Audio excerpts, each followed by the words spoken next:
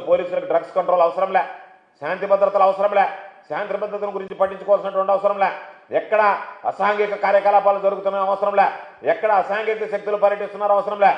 ప్రభుత్వానికి అవసరం ఏమిటంటే ఎవడన్నా ప్రభుత్వానికి వ్యతిరేకంగా సోషల్ మీడియాలో మెసేజ్ పెట్టాడు, వాళ్ళని పిలిపించండి, వాళ్ళని కొట్టండి, వాళ్ళని లోపలేయండి, వాళ్ళని కూర్చోబెట్టండి, వాళ్ళని రోజు పోలీస్ స్టేషన్ చుట్టూ తిప్పండి. ఎవడన్నా వైఎస్ఆర్ కాంగ్రెస్ పార్టీ ఫ్లెక్సీ కట్టాడు, ఎంత ధైర్యం రా నీకు ఈ ప్రభుత్వంలో ఫ్లెక్సీ కట్టడానికి, వాళ్ళని తీస్తారండి, ముందు ఆ ఫ్లెక్సీ ఇప్పండి, ఇప్పి మాకు ఫోటో పెట్టండి, కట్టిన దానికి మీరు ఫ్లెక్సీ కట్టిన దానికి మీరు పోలీస్ స్టేషన్కి రావాలా, పోలీస్ స్టేషన్లో వాడి మీద ఏదో ఒక తప్పుడు కేసు పెట్టాలా, లేదా వాడిని కూర్చోబెట్టి కొట్టాలా, వాడిని బెదిరించాలా, భయపెట్టాలా.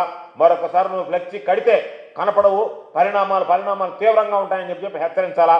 ఈ పనుల్లో ఉన్నాడు తప్ప నేను అడుగుతున్నా, నెల్లూరు జిల్లా తీసుకుందామా, రాష్ట్రంలో తీసుకుందామా, వైఎస్ఆర్ కాంగ్రెస్ పార్టీలో శాంతి భద్రతలో ఎక్కడన్నా చిన్న పొరపాటు జరగవచ్చు, కానీ ఇంత పెద్ద స్థాయిలో ఈరోజు జరిగినట్టుగా అదుపు తెప్పి నేరుగా విచ్చలవిడిగా డ్రగ్స్, గంజాయి, హత్యలు, ఇంత పరిస్థితుల్లో ఏ రోజు జరిగినటువంటి తెలియదు. వైఎస్ఆర్ కాంగ్రెస్ పార్టీలో జగన్మోహన్ రెడ్డి గారు శాంతి భద్రతల విషయంలో ప్రత్యేకమైనటువంటి చర్యలు తీసుకున్నాడు కాబట్టి ఆ రోజు అదుపులో ఉండగలిగింది. ఈరోజు మేము ఎవరన్నా వైఎస్ఆర్ కాంగ్రెస్ పార్టీకి దూరంగా పెడితే వీళ్ళు పనికిరారు, వీళ్ళు అనైతిక కార్యకలాపాలకు పాల్పడుతున్నారు కాబట్టి వీళ్ళతో మాకు అవసరం లేదు, కాబట్టి వీళ్ళందరినీ దూరంగా పెడదామనంటే వాడిని హక్కును చేర్చుకునేది. మీరు వాళ్ళని హక్కును చేర్చుకుని ఈరోజు ఎక్కడున్నారు? నెల్లూరుకు సంబంధించి ఈ హత్యలో ముద్దాయిలైనటువంటి వ్యక్తులు మీతో ఉన్నారా, మాతో ఉన్నారు?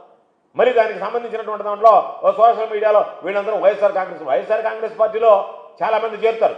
కానీ గుర్తుంచుకోవాల్సింది, వైఎస్ఆర్ కాంగ్రెస్ పార్టీ కొంత నిబద్ధతతో నిజాయితీగా వ్యవహరించింది.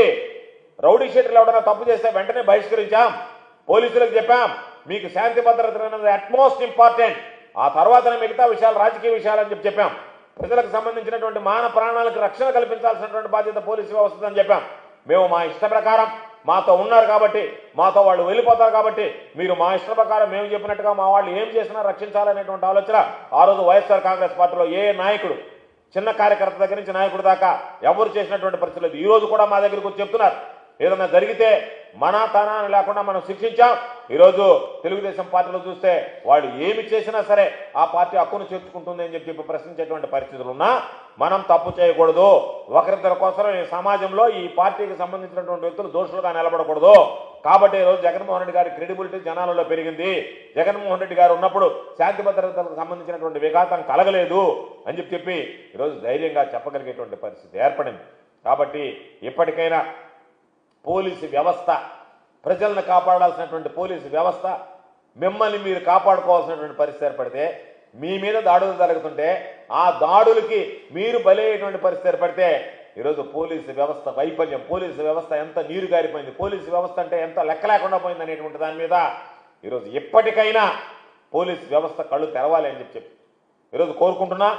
రాష్ట్రంలో ఈరోజు రౌడీ షీటర్లు బలపడ్డారు, స్మగ్లర్లు బలపడ్డారు, బలహీన పడిపోయింది పోలీసు వ్యవస్థ. రౌడీ షీటర్లు ఒక పక్కేమో, స్మగ్లర్లు, ఇతర అసాంఘిక శక్తులు బలపడ్డాయి, పోలీసు వ్యవస్థ బలహీన పడిపోయింది. ఈరోజు రౌడీ షీటర్లు రౌడీ షీట్ ఓపెన్ చేయాలంటే తెలుగుదేశం పార్టీ వాడి మీద రౌడీ షీట్ ఓపెన్ చేయకూడదు. వైఎస్ఆర్ కాంగ్రెస్ పార్టీ వాడి మీద ఒక్క కేసు ఉన్నా సరే రౌడీ షీట్ ఓపెన్ చేయండి, పీడీ యాక్ట్ అమలు చేయండి, ఏదో ఒక విధంగా ఇబ్బందులు పెట్టండి. అంతే తప్ప తెలుగుదేశం పార్టీ వాడి జోలికి మాత్రం వెళ్ళడానికి లేదని ఈరోజు తెలుగుదేశం పాలకులు, తెలుగుదేశం పార్టీలో ప్రభుత్వంలో ఉన్నటువంటి పెద్దలు జారీ చేసినటువంటి హుకుంని పోలీసులు పాటిస్తున్నారు. కాబట్టి ఈరోజు పోలీసులు బలహీనపడ్డారు, రౌడీ షీటర్లు, అసాంఘిక శక్తులు ఈరోజు బలపడ్డాయి.